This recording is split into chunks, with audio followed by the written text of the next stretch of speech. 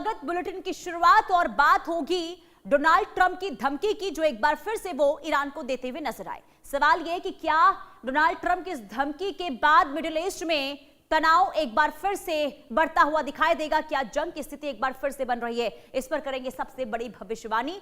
आपको बता दें कि डोनाल्ड ट्रंप ने ईरान को फिर से बड़ी धमकी देते हुए कहा कि डील करो, नहीं तो तबाह हो जाओगे। अब चीन दौरे पर ट्रंप के बयान से तनाव लगातार बढ़ता हुआ नजर आ रहा है। परमाणु कार्यक्रम पर अमेरिका का सख्त इस वक्त रुख दिखाई दे रहा है। वहीं व्हाइट हाउस ने यह कहा कि ईरान को परमाणु हथियार नहीं मिल सकते हैं। हॉर्मुज स्ट्रेट को लेकर भी चिंता लगातार बढ़ती हुई नजर आ रही है।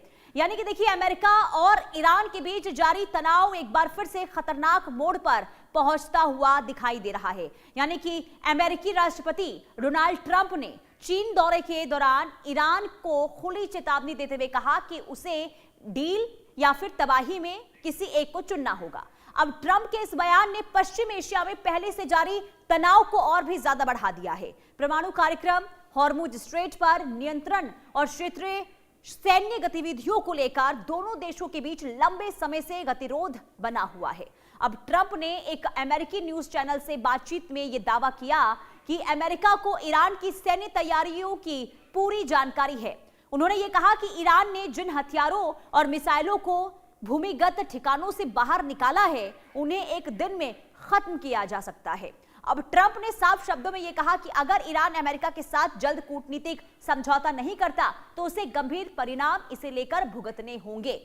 हालांकि ट्रंप ने यह भी कहा है कि ईरान के नए अधिकारी पहले की तुलना में ज्यादा समझदार हैं और उन्हें उम्मीद है कि वो समझौते की दिशा में कदम बढ़ाएंगे। अब अमेरिका का मुख्य जोर ईरान के परमाणु कार्यक्रम को रोकने पर है। ट्रंप ने दोहराया कि ईरान को परमाणु बम बनाने की अनुमति नहीं दी जा सकती है और ये अमेरिका की प्राथमिकता है। अब इस बीच व्हाइट हाउस ने यह दावा कर दिया है कि चीन के राष्ट्रपति शी जिनपिंग और ट्रंप के बीच बीजिंग में हुई बैठक में भी ईरान का प्रमुख मुद्दा रहा और दोनों नेताओं ने माना कि ईरान को परमाणु हथियार संपन्न देश बनने से रोकना जरूरी है। साथ ही हॉर्मुज स्ट्रेट को खुला रखने पर भी सहमति जताई गई है। शी जिनपिंग ने इस अहम समुद्री मार्ग के सैन्यीकरण और किसी तरह के टोल लगाने के प्रयासों का विरोध किया है। तो क्या वाकई में आने वाले दिनों में हालात बहुत ज्यादा खराब होंगे? इसे लेकर क्या इस वक्त ग्रह चाल चलते हुए नजर आ रहे हैं, ये हम आज जानने की, समझने की कोशिश करेंगे। हमारे साथ ज्योतिषी शिवांगी निर्भय जुड़ चुकी है। बहुत स्वागत है आपका शिवांगी जी इंडिया न्यूज पर। हर रोज चर्चा मिडिल ईस्ट को लेकर हम करते हैं और ये आपसे हम जानते हैं कि आखिर क्या इस वक्त ग्रह अलग अलग तरीके से चाल चल रहे हैं जिस वजह से तनाव बने हुए हैं। लेकिन अब जब डोनाल्ड ट्रंप की ओर से एक बार फिर से चेतावनी दी गई है, या तो डील करो नहीं तो फिर सब कुछ तबाह हो जाएगा ईरान के अंदर, क्या वाकई में ऐसी संभावना बन रही है? क्या अमेरिका आने वाले दिनों में बहुत बड़ा कदम ईरान के खिलाफ उठा सकता है? सुनीता जी, आपको इंडिया न्यूज के इस मंच को और सभी दर्शकों को राधे राधे प्रणाम और शनि जयंती की हार्दिक शुभकामनाएं। यहाँ पर अगर मैं बात करूं, सबसे पहले हम बात करते हैं आज के नक्षत्र की। तो आज भरणी ही नक्षत्र है और शनिदेव कल रेवती नक्षत्र में प्रवेश कर जाएंगे। भरणी नक्षत्र यमदेव का होता है, शनिदेव के वो भाई हैं, तो दोनों ही कर्म के अनुसार फल देते हैं। शनिदेव जो है वो जीते जी कर्मों के हिसाब से फल देते हैं और यमराज मरने के बाद कर्मों के हिसाब से फल देते हैं। तो यहाँ इसलिए बता रही हूँ कि अमेरिका के जो कर्म हैं अभी बिल्कुल भी ठीक नहीं है। काल पुरुष की राशि की बात करूं तो 12वीं राशि में शनिदेव गोचर कर रहे हैं, मीन राशि में गोचर कर रहे हैं। तो अगर इन नक्षत्रों के आधार पे हम बात करते हैं तो अभी कुछ थमने वाला नहीं है, क्योंकि सौभाग्य योग का आज निर्माण हो रहा है। मंगल और चंद्र की युति मेष राशि में ही है आज, तो वो भी अपने आप में एक बहुत प्रबल योग होता है। वहीं नक्षत्रों के आधार पर अगर हम गणना करते हैं, सारी चीजों की राशियों के आधार पर गणना करते हैं, तो भी कुछ भी थमता हुआ नजर नहीं आ रहा। बात करूं अगर ईरान की कुंडली की, तो ईरान की जो है महादशा गुरु की चल रही है, अंतरदशा उसमें राहु की चल रही है। यहाँ पर ईरान की अगर स्थितियां कहूं तो ईरान की स्थितियां अभी 50,000 सैनिक, ये मैंने इसलिए आंकड़ा निकाला, कैलकुलेशन एज पर न्यूमेरोलॉजी जब मैंने निकाला, इतने सैनिक उसके पास हैं, सैन्य क्षमता है, तो अमेरिका कमजोर तो बिल्कुल भी ना समझे। इधर राहु जो है उसके सेकंड हाउस में बैठा हुआ है और जून 2025 से 2027 तक उसकी ये महादशा चलने वाली है ईरान की। 6th और 9th का जो लॉर्ड है गुरुदेव, तो वो गुरुदेव जो है वो उच्च के हैं उसकी कुंडली में। तो ऐसा नहीं है कि वो कमजोर है या वो रुक जाएगा या वो थम जाएगा, जाएगा या अमेरिका उस पर शासन कर लेगा, ऐसा बिल्कुल भी नजर नहीं आ रहा है। और ये चीजें सारी क्या होती है ना, फाइटिंग को शो करती हैं। तो फाइट हो रही है। शनि के साथ जो चीजें बैठी हुई हैं, शनि के साथ जो ग्रह बैठे हुए हैं ईरान की कुंडली में, मंगल बैठा हुआ है, तो वो अभी गोचर में है। तो वो क्या किस तरफ इशारा करता है, एक युद्ध की तरफ इशारा करता है। युद्ध चल भी रहा है तो थमेगा कुछ नहीं।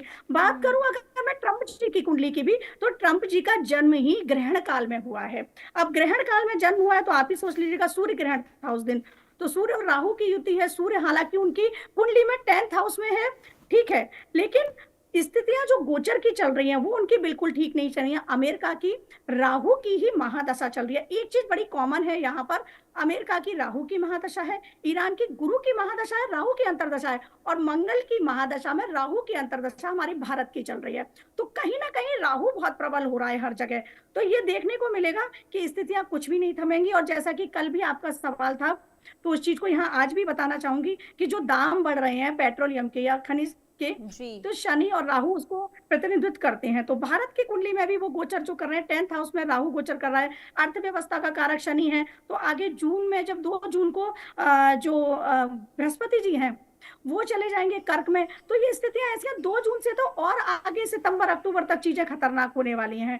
ये डराने का बिल्कुल भी उद्देश्य नहीं है, हम सचेत कर रहे हैं। मैं या मेरे जैसे जो भी मेरे पैनलिस्ट हैं, हम सचेत कर रहे हैं कि आप सतर्क हो जाइएगा, मेंटली प्रिपेयर हो जाइएगा। अब ट्रंप की चेतावनी की बात करूं, तो ट्रंप कितनी भी चेतावनी दें, कितने भी बयानबाजी करें, हर बयानबाजी से वो पलट जाते हैं। क्यों? क्योंकि ग्रहण योग में जिसका जन्म हुआ है वो कैसा व्यक्ति होगा, राक्षसी प्रवृत्ति व्यक्ति ही होगा, और राक्षसी प्रवृत्तियां उनके अंदर दिखाई भी देती हैं। अब अगर महादशाओं को लेकर भी हम जैसे बात कर रहे हैं, और शनि जयंती अगर मैं आज की ही बात करूं, तो आज भी कुछ बहुत बड़ा देखने को नजर आएगा। भरणी नक्षत्र जैसे मैंने बताया यम देवता होते हैं, तो यम देवता है, दोनों भाइयों का ही दिन आज हो गया। भरणी नक्षत्र के देवता यम और शनि देव की जयंती है। और 30 साल बाद रेवती नक्षत्र में शनि प्रवेश कर रहे हैं। और रेवती नक्षत्र जो होता है एक लास्ट नक्षत्र है नक्षत्रों का, 27 नक्षत्रों में सबसे लास्ट में आता है।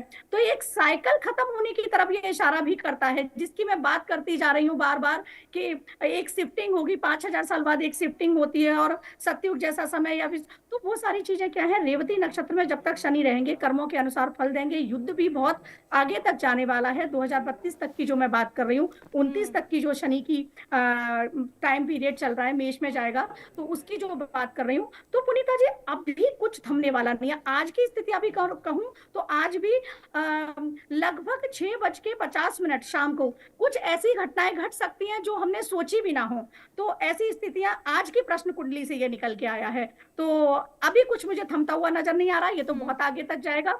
जी पुनीता जी। लेकिन शिवांगी जी, अब जब डोनाल्ड ट्रंप चीन से वापस आए हैं तो उन्होंने एक नया दावा किया है, जिसमें वो ये कह रहे हैं कि शी जिनपिंग जो है वो अमेरिका का साथ देंगे, यानी कि स्ट्रेट ऑफ हॉर्मुज को खोलने को लेकर शी जिनपिंग तैयार हैं, और इसमें अगर जरूरत पड़ी तो चीन जो है शामिल हो सकता है। तो क्या वाकई में चीन को लेकर क्या ग्रह इस वक्त बन रहे हैं, आपको लग रहा है, आपकी भविष्यवाणी क्या बता रही है, क्या चीन जो है वो ईरान के खिलाफ भविष्य में कोई कदम उठा सकता है? देखिए, अगर मैं बात करूं अमेरिका का साथ देने की, तो जैसा मैंने कल भी बताया था कि मकर लग्न की कुंडली है, चंद्रमा लग्न में ही बैठा हुआ है। तो ऐसी स्थितियां जो चीन की कुंडली की बन रही हैं, तो वो बिल्कुल इस तरफ इशारा नहीं कर रही हैं कि अब अगर वो बोल भी रहे हैं, ड्रैगन बोला जाता है, और यहाँ मकर लग्न को भी हम मगरमच्छ की तरह देखते हैं, क्रोकोडाइल की तरह।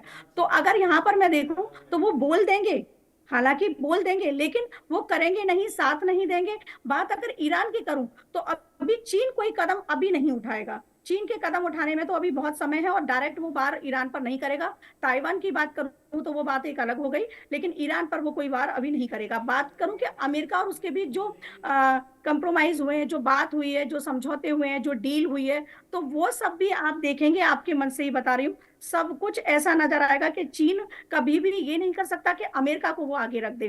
वो खुद सशक्तिकरण में आना चाहता है कि मैं एक महाशक्ति बनूं, लेकिन उसका ये सपना भी सच नहीं होगा, क्योंकि भारत की हमारी जो महादशा चल रही है बहुत प्रबल चल रही है, और उसके बाद भारत की राहु की जो महादशा आएगी वो भारत के लिए बहुत प्रभावशाली होगी। तो महाशक्ति बनके तो भारत ही उभरेगा, आपके मन से बार बार बताती आ रही हूँ। लेकिन बात करूं यहाँ पर अगर चीन साथ देगा या नहीं देगा, या ईरान के लिए क्या वो कदम उठाएगा, तो अभी चीन ईरान के लिए इंडिविजुअल कोई कदम नहीं उठाएगा। और अगर बात करें कि वो अमेरिका का साथ देगा या नहीं देगा, अमेरिका से भले ही उसने कुछ भी वादे किए हों, भले ही उसने समझौते का हाथ बढ़ाया हो, लेकिन ट्रंप जी के जो ग्रह नक्षत्र हैं, या मैं बात करूं जिनपिंग जी के भी ग्रह नक्षत्रों की, तो जिनपिंग जी के गोचर में भी केतु में राहु का टाइम पीरियड चल रहा है, जो डिटैच करता है, राहु अटैच करता है। तो यहाँ अटैचमेंट और डिटैचमेंट को हम समझेंगे, हाथ तो मिला लिया लेकिन डिटैच है हम, दिखाने के लिए हम अटैच हैं लेकिन हम पूरी तरह से डिटैच हैं। तो ये है यहाँ पर मेरे अनुसार तो ये गणना है कि कुछ भी अभी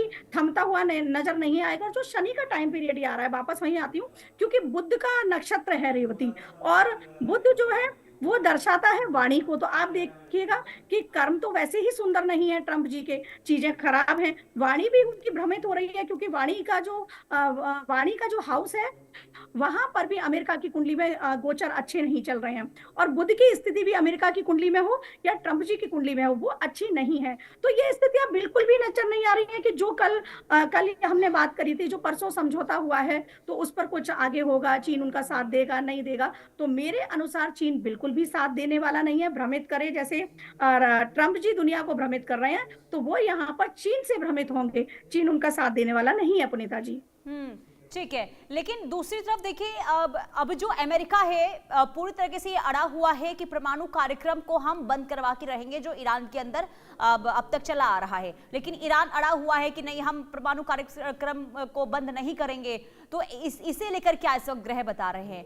क्या वाकई में ईरान जो है वो परमाणु कार्यक्रम बंद कर देगा अमेरिका के दबाव में आकर, या फिर जो अब तक तल्ख तेवर ईरान का देखने को मिला है वो आगे भी देखने को मिल सकता है? देखिए, ईरान का तेवर तो आगे तक देखने को मिलेगा। ईरान के जो ग्रह इस टाइम है बहुत प्रबल हैं, क्योंकि किसी भी युद्ध में हम 7th हाउस का स्टडी करते हैं।